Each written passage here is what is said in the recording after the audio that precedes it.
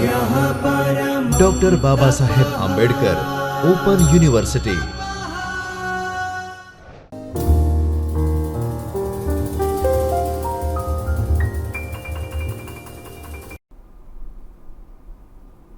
Hello friends, good morning to all of you. I, Dr. Divya Shah, an Assistant Professor of English at Dr. Babasaheb Ambedkar Open University, welcome you all for your online lecture series. This online lecture series where you are doing with English SLM and where specifically you are dealing with your SYBA syllabus. So, in the last lecture friends, you remember that in your paper which was dealing with the form of novel, we have seen that the first part of the novel Animal Farm. In that lecture, we discussed the idea of the text in brief. We discussed about the author George Orwell. We also looked at World War II and its effect. We also looked at the literary journey and major works of George Orwell. Then we discussed the plot of the novel Animal Farm. So, dear friends, as you have seen that in the last lecture, how the various animals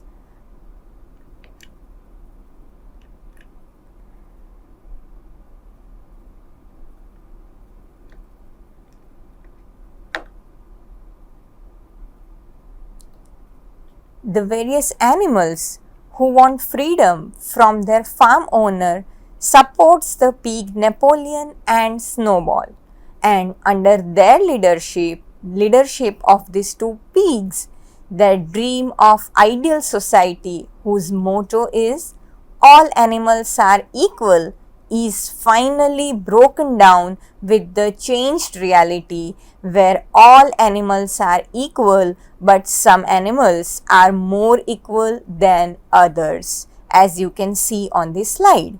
So now in today's lecture we will understand this novel as a political allegory.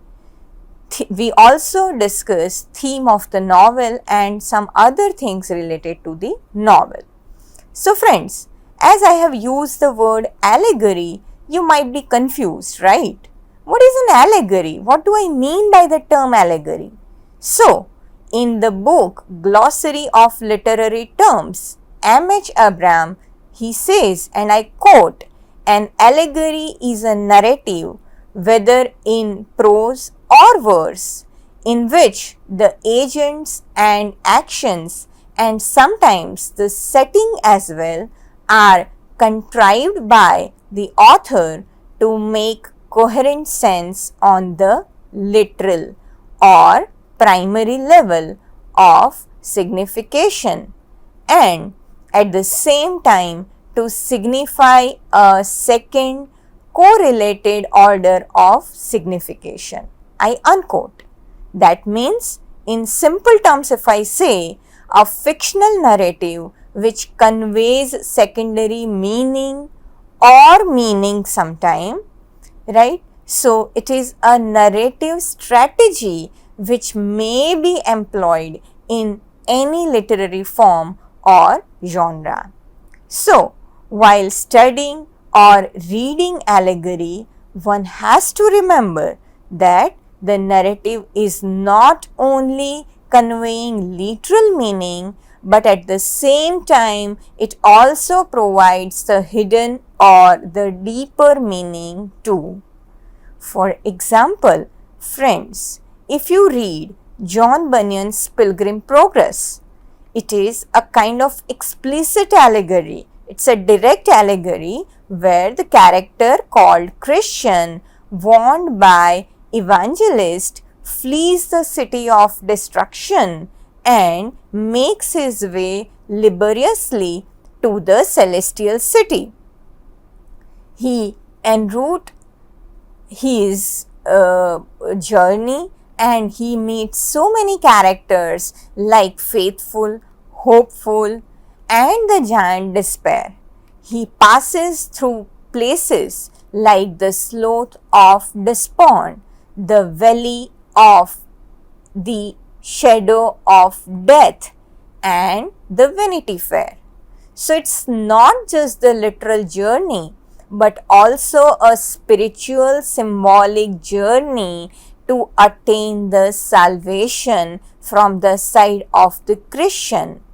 So, when we read the novel, we understand that it's not a simple journey but a metaphorical or a symbolic journey where the Christian accompanies the qualities like kindness, faithfulness, and he leaves the vices like material world symbolized as Vanity Fair. So, this was the example of allegory that there are many other such examples that you can find in the history of English literature, such as Pilgrim's Progress is a moral and religious allegory in a prose narrative. There are other allegories as well. For example, Edmund Spenser's The Faerie Queene, published during 1590 to 1906, it fuses moral, religious, historical, and political allegory in a verse romance. The third book of Jonathan Swift's Gulliver's Travels. Friends, that book, which is a voyage to Laputa and Lagado, is an allegorical satire, right, which was directed mainly against philosophical and scientific pedantry. One more text that I can recall is William Collins' Ode on the Poetical Character, which was published in 1747, which is a lyric poem which allegorizes a topic in literary criticism, the nature, sources, and power of poets' creative imagination. So, friends, these are some of the examples of allegory from English literature. Now, let us understand Animal Farm as a political allegory. There are some important points which establishes this text as a political allegory. If you see, you can find eye-catching similarity between the characters and incidents taking place in the plot of the novel and the Russian Revolution and its backdrop. For example, as it is mentioned on your screen, Animal Farm opens with the news that Old Major, and I quote, the prize middle white boar has called a meeting to share a dream that he has had. As he explains his dream to the other animals, he points out to them that, and I put his words in quotation, man is the only creature that consumes without producing. And he encourages them to work night and day, body and soul, for the overthrow of the human race, and I unquote. In short, he explains that men have been taking advantage of animals for years and that it is a time for the tyranny of men to be ended. His message boiled down to a word, rebellion.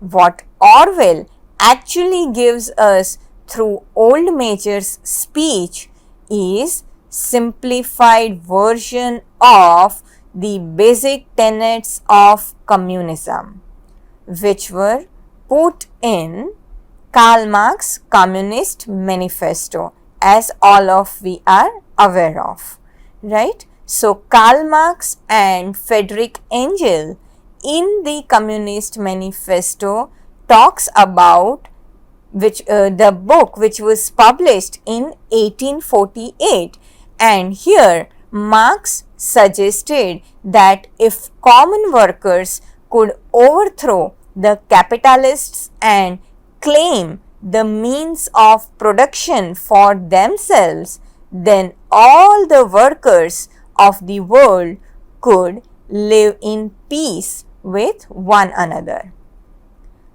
This is very similar to what we have seen as major tells to the animals about human beings. So you can see how the allegory is presented over here. The next point of comparison is fall of Master Zhon and the Russian Revolution of 1917. After the death of a major, we soon learn that the rebellion was achieved much earlier and more easily than anyone has expected.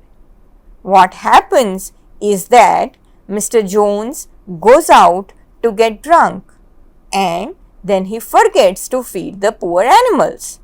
The cows are fed up and kick in the barn door, and all of a sudden all the animals are eating from the bins.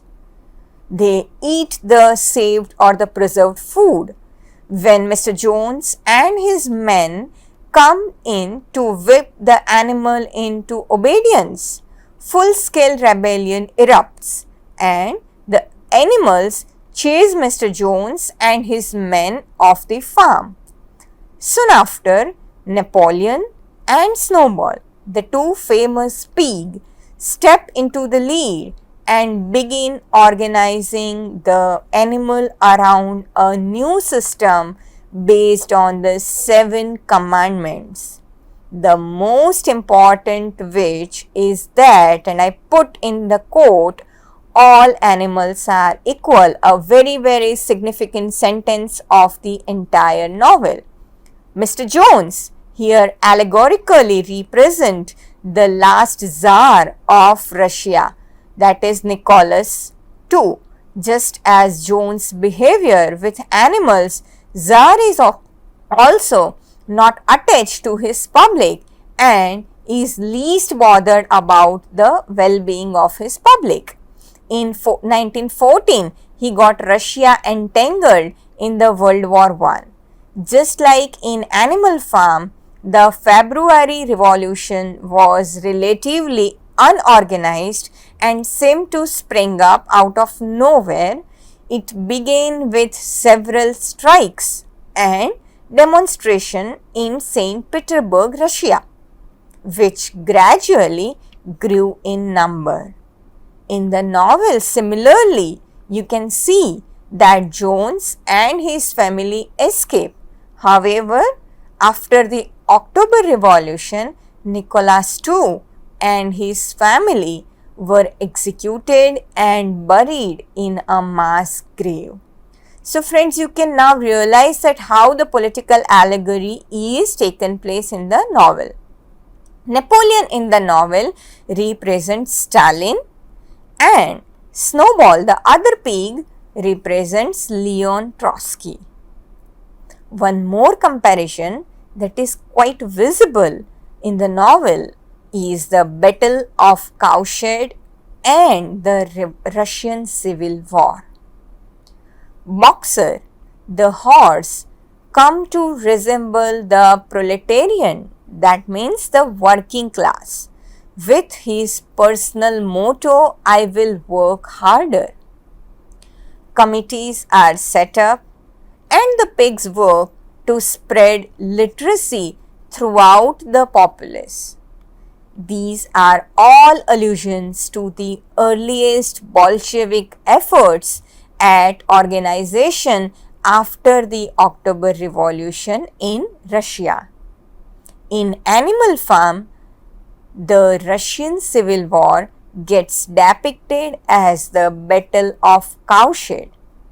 So friends, you have seen how the entire novel has many other episodes where you can see the resemblance with the Russian history. For example, in Animal Farm, the divide between Stalin and Trotsky right, which is represented as Napoleon and Snowball, is represented by the argument over the episode of Windmill. We learn in the novel that Napoleon despises the idea. At one point, he urinates over the plants and walked out without a word. And in general, the whole farm was deeply divided on the subject of the windmill, which we have already discussed in the previous lecture. The windmill is in many ways the perfect symbol for the decisions about whether to expand communism. As soon as Snowball is off the farm, right, Napoleon begins to consolidate power for himself, as exactly Stalin did in Russia after he exiled Trotsky. So friends, you must have seen that how the novel is a political allegory. Orwell, in a very realistic manner, criticizes the political condition of Russia from 1917 to 1945, starting from Russian Revolution to the end of the Second World War. The way Stalin snatches the freedom and asserts his power on others, and when someone got power, he becomes lusty for more power and self-assertion. His lust for power breeds more lust in him, and this breeding lust generates corruption. Orwell exposes the socialist ideals in allegorical manner with the cruelty which befalls on Russian. He satirizes the whole society which violated its ideal and the urge, right, of power, and authority is also satirized. Once the ruler hold the power, whether it is Stalin or Nimrod, the purpose is the same. The classless society is the dream, and it is the satire on the ruler who does not want it to come into reality. Orwell wrote a classic allegory and a perfect satire, but a bitter one.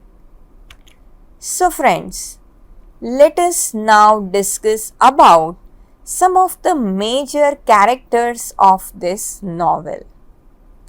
Napoleon, who is the first major character, is a large pig, right? A large pig who lives on manure farm. He is an early leader of the animal revolution alongside Snowball, the other pig. Napoleon leads the animals in chasing Mr. Jones and the other men of the farm. Then they establishes the principles of animalism. As he acquires more power, Napoleon becomes more cutthroat. He becomes more cruel. He becomes more wild. He raises a group of puppies and secretly trains them to serve as his personal security force. He eventually chases Snowball away and frames him for crimes against the animals. So you have seen that Napoleon becomes at the end of the novel a totalitarian leader. He uses violence, intimidation, and outright deceit to seize and hold on to the power on the farm. So this was the idea about Napoleon overall. We should remember that he is cruel, uncaring when it comes to the plight of his fellow animals, taking food and other supplies for himself without regard for any other animal.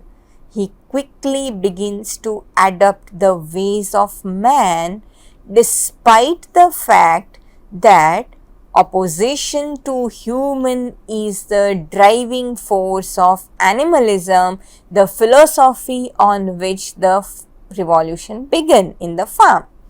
He is also incompetent and not especially smart.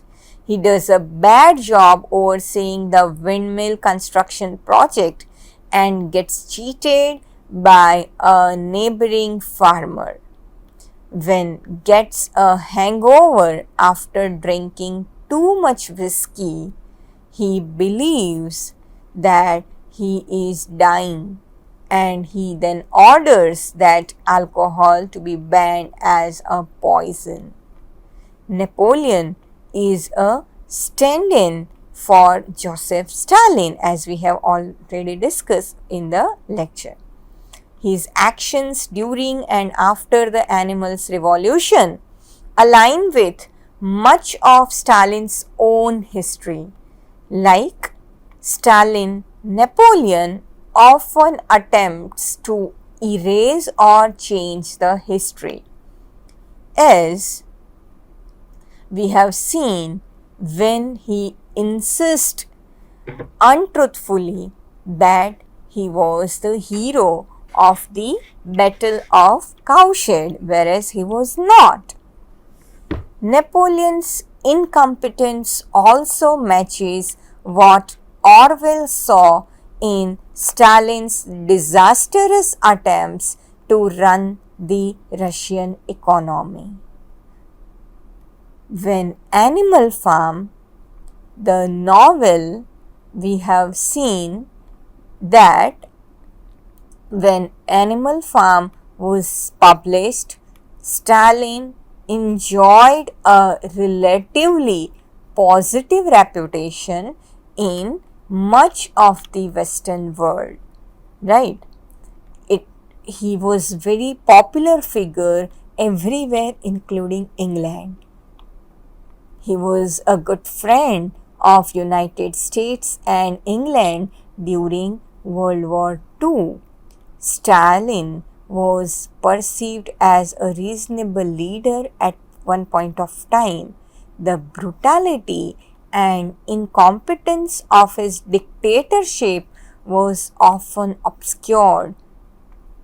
Through the character of Napoleon, George Orwell sought to shine a light on the true nature of Stalin's leadership. The another major character is the character of Snowball. Now Snowball, the other leader pig, is a pig who lives on the manure farm along with the other animals. He is original driving force behind the revolution. In fact, in the early part of the novel, as we read the novel, we realize that Snowball is preeminent over Napoleon. Snowball is also the chief architect of animalism.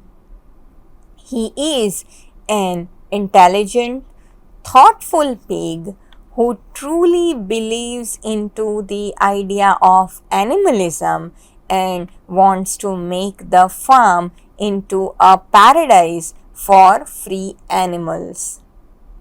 He designs the 7 original principles of animalism and serves heroically at the forefront of battles. Snowball also puts his time and energy into improving the lives of his fellow animals.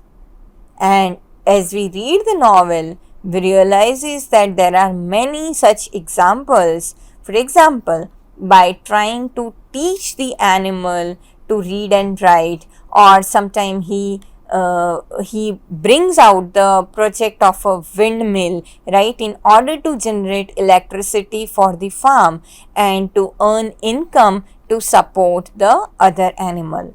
Many of the ideas of animals believe they are working toward hated stalls, a special area for older retired animals. Are these are all the Snowball's ideas. Snowball represents a combination of Leon Trotsky and Vladimir Lenin, the early leaders of the Bolshevik Revolution that overthrew the Romanov destiny, the Romanov dynasty. Both Trotsky and Lenin were both eventually sidelined by Stalin, who was initially a relatively minor player in the politics. Stalin forced Trotsky to flee Russia and often accused Trotsky of plotting against him from after. Similarly, if you recall the previous lecture, Napoleon forces Snowball to flee the farm, then turns him into a scapegoat. He blames Snowball for all of the problems and the issues that are taking place at the farm. Another important character is the character of a boxer. Boxer, a powerfully built workhorse, is a kind and determined but not a very bright animal. Boxer commits to animalism and works as hard as he can for the betterment of the farm. His incredible strength is a huge asset to the farm as a whole. Boxer believes that the leadership of the pigs, especially Napoleon, is always correct. He throws his effort wholeheartedly into every single project taking place on the farm because he believes that if he simply works harder, everything will work out.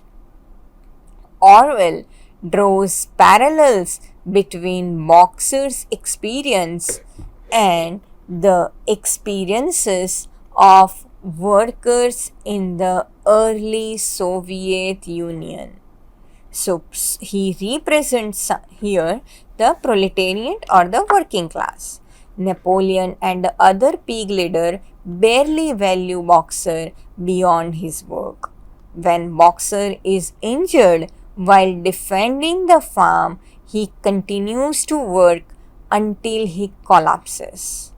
Once Boxer is no longer able to work, what Napoleon did? He sold him to the glue factory and uses the money to purchase whiskey. Then the other important character after Boxer is Squealer. Squealer is another pig who emerges as Napoleon's chief enforcer and propagandist. He is an eloquent speaker who pacifies the other animals with grandiose speeches that bend or ignore the truth. For example, he describes Boxer's death in emotional, heroic terms, a far cry from the truth, as we know that. He says that he did not tell that he was sold to the glue factory and slaughtered, rather, he made a heroic story out of Boxer's death. Usually considered a stand in for Molotov, Squealer represents the disinformation and propaganda efforts of Stalin's government. Such efforts regularly altered history, fabricated data, and leveraged racism and nationalism in order to quash dissenters and maintain Stalin's hold on power. So, after that, you also have the character of Moses. Now, Moses is a pet raven owned by Mr. Jones. He's a wonderful speaker and storyteller.